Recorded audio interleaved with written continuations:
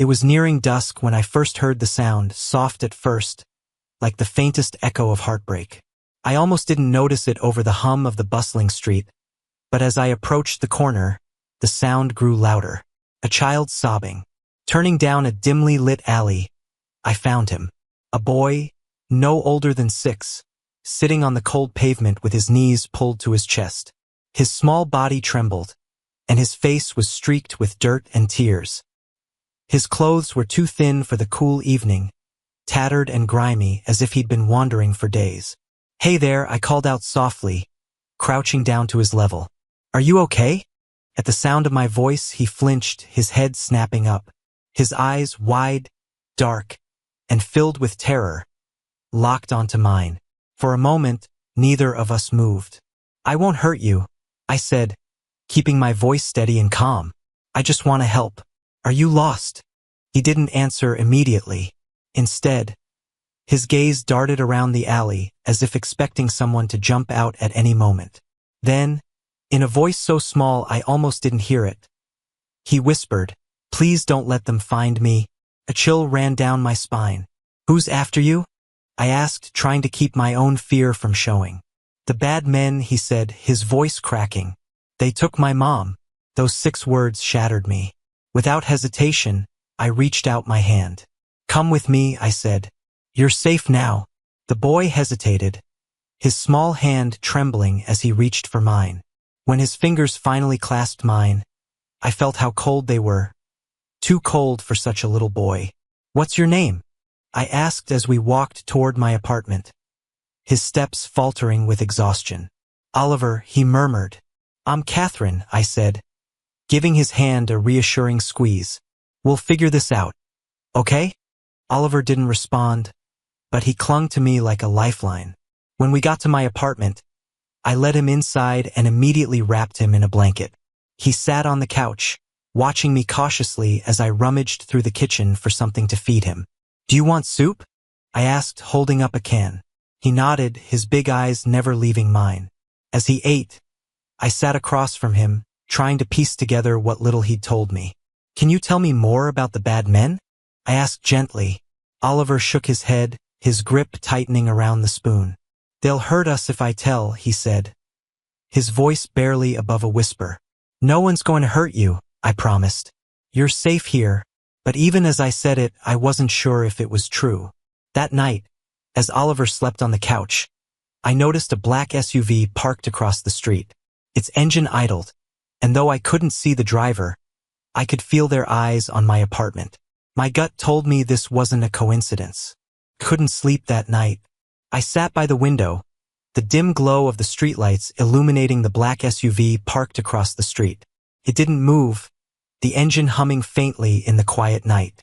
Every so often, the curtain would twitch, and I'd catch myself scanning the room, paranoid that they'd somehow see Oliver inside. He looked so small curled up on the couch, his little chest rising and falling with each breath. Morning came slowly, and with it, a renewed sense of dread. Oliver stirred awake as sunlight streamed through the blinds. He blinked at me, his face still pale but softer now, less guarded. "Are they still out there?" he asked, his voice barely audible. I hesitated before responding, not wanting to scare him. "I don't know," I admitted, "but they can't hurt you here." He didn't seem convinced, but he didn't press the matter. After breakfast, I gave him some crayons and an old sketch pad I had lying around, hoping it would keep his mind occupied. As he drew quietly at the table, I tried to figure out what to do next. Calling the police seemed like the logical option, but something about Oliver's fear gave me pause. What if the people after him were powerful enough to infiltrate even the authorities? My thoughts were interrupted by a soft knock on the door.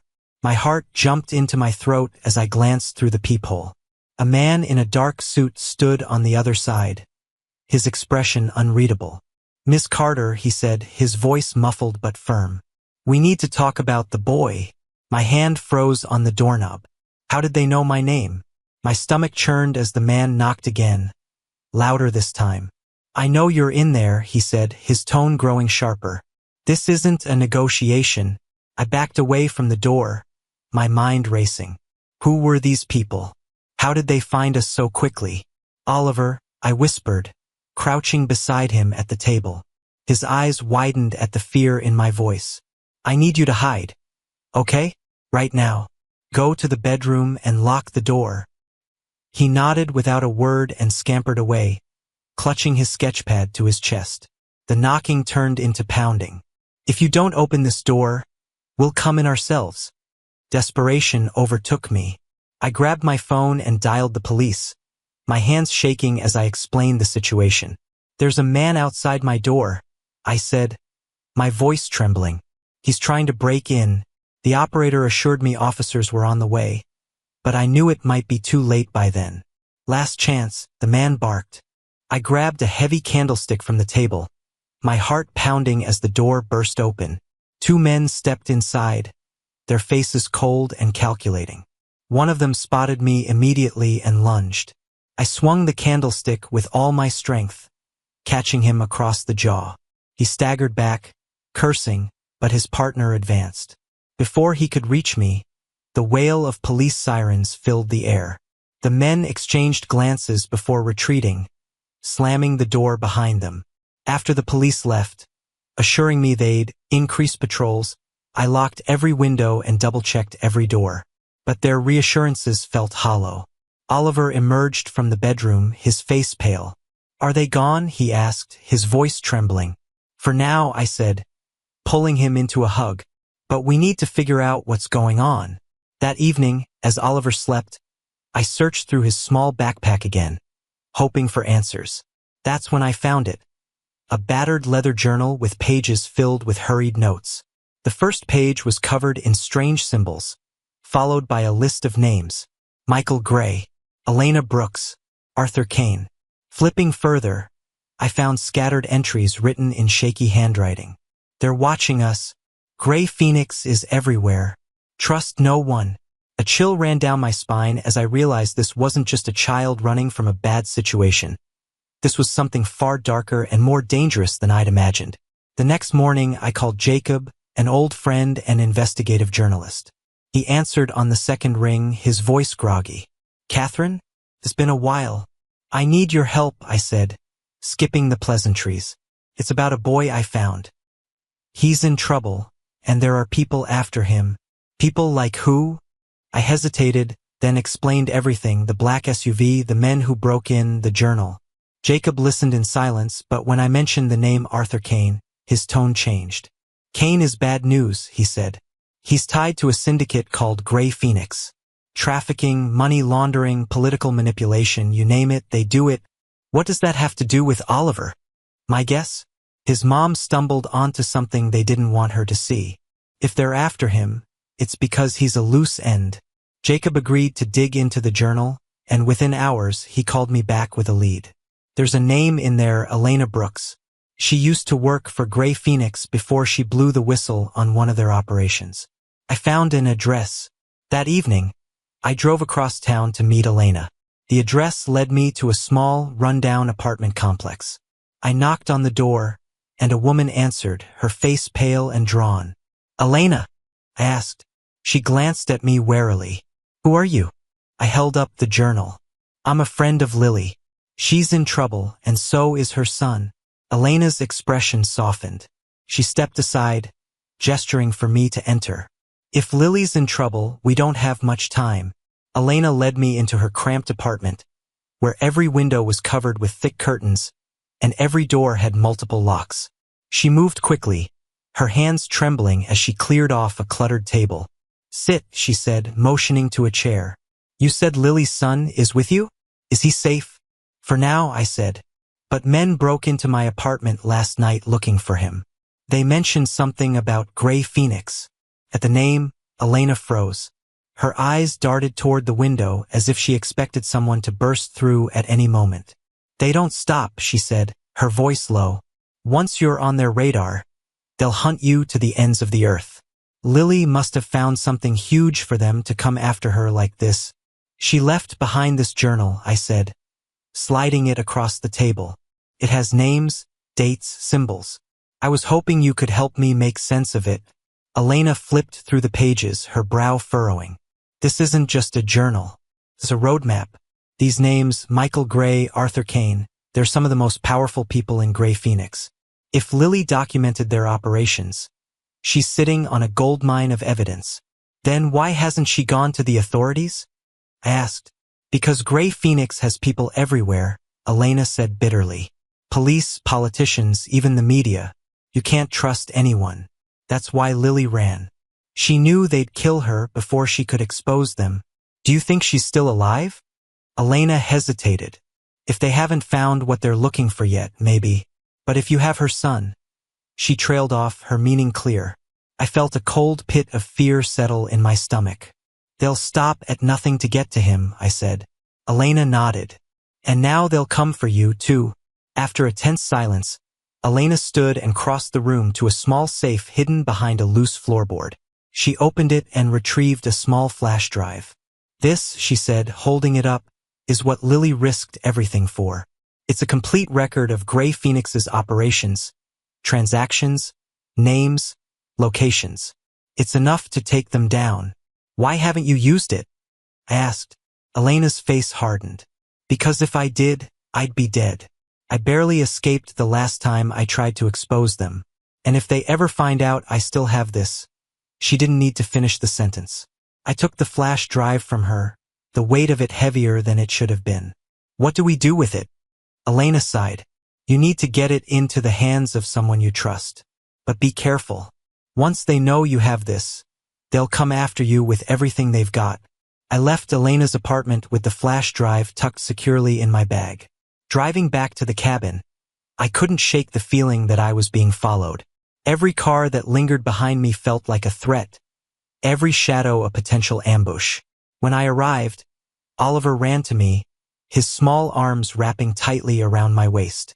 I thought you weren't coming back, he said, his voice trembling. I'll always come back, I said, ruffling his hair. That night, I examined the flash drive, its contents confirming everything Elena had said. It was all there, proof of human trafficking, political corruption, money laundering. And at the center of it all was Arthur Kane, the shadowy figure who seemed to control everything. I knew then that this wasn't just about keeping Oliver safe. This was about taking down an empire. The next morning, the peace of the cabin shattered. I was in the kitchen making breakfast when I heard the crunch of tires on gravel. Peeking out the window, I saw two black SUVs pull up, and my heart dropped. Oliver, I called, keeping my voice steady despite the panic rising in my chest.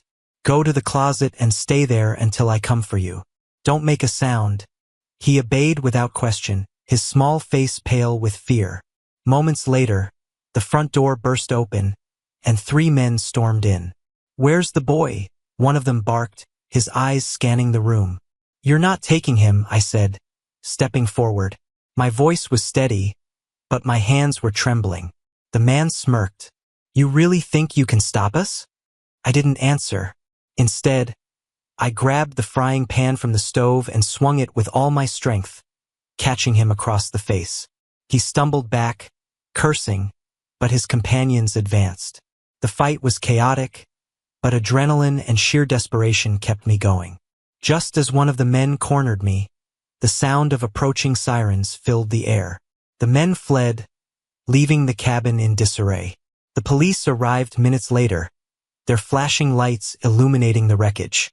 I explained what had happened, but their skepticism was clear. You really think these men were after the boy? One officer asked. I don't think, I said. I know. The officers promised to increase patrols in the area, but I knew it wouldn't be enough. Gray Phoenix wouldn't stop until they got what they wanted. That night, as Oliver clung to me, I made a decision. We couldn't stay in the cabin any longer. It was time to go on the offensive.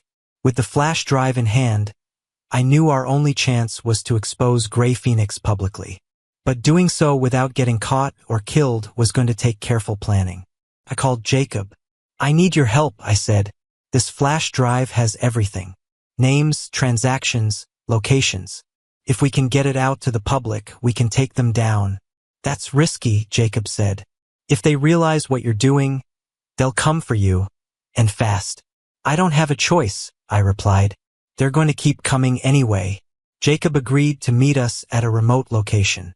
It wasn't safe to stay at the cabin any longer.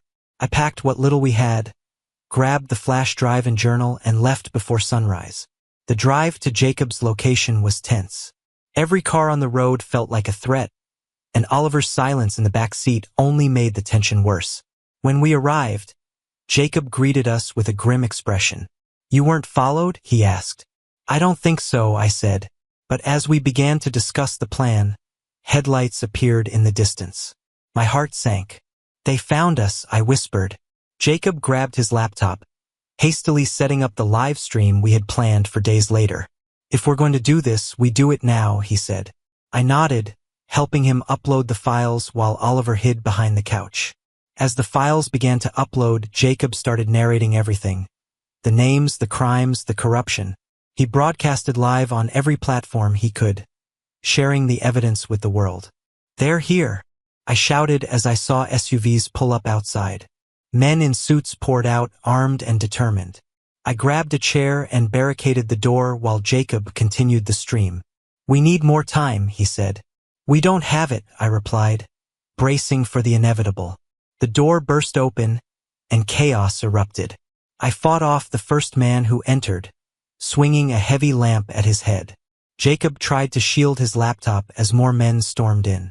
Oliver stayed hidden, clutching the whistle I'd given him. When one of the men got too close, he blew it with all his might, startling them and buying us precious seconds. The police arrived just in time, sirens blaring and lights flashing.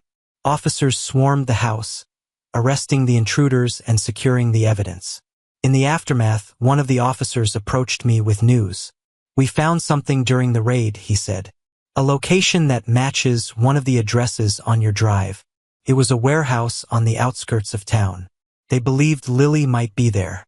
Oliver clutched my hand as we drove to the site, his face pale but determined. "Do you think she's okay?" he asked. "We'll find her," I said, trying to sound confident. The raid on the warehouse was swift and brutal. Inside, the police found Lily, barely conscious but alive. When she saw Oliver, her face crumpled with emotion. "Mom!" Oliver cried, running to her. Lily collapsed to her knees, pulling him into a tight embrace. "I thought I'd lost you," she sobbed. I watched them reunite, tears streaming down my face. The weight of everything we'd been through finally hit me, but seeing them together made it all worth it. The evidence from the flash drive, combined with the arrests, dismantled Grey Phoenix. Arthur Kane and his associates were convicted on multiple charges, their empire crumbling under the weight of their crimes. The story went viral, and public outrage led to widespread reforms. Survivors began coming forward, inspired by the bravery of Lily and Oliver. Months later, I visited Lily and Oliver in their new home, deep in witness protection. They were safe, happy, and beginning to heal. "You saved us," Lily said, hugging me tightly. "No," I replied. "You saved yourselves. I just helped." As I watched Oliver play in the yard, his laughter filling the air, I felt a sense of peace. The journey had been harrowing, but it had led to something beautiful. A reminder that even in the darkest moments, there's always hope.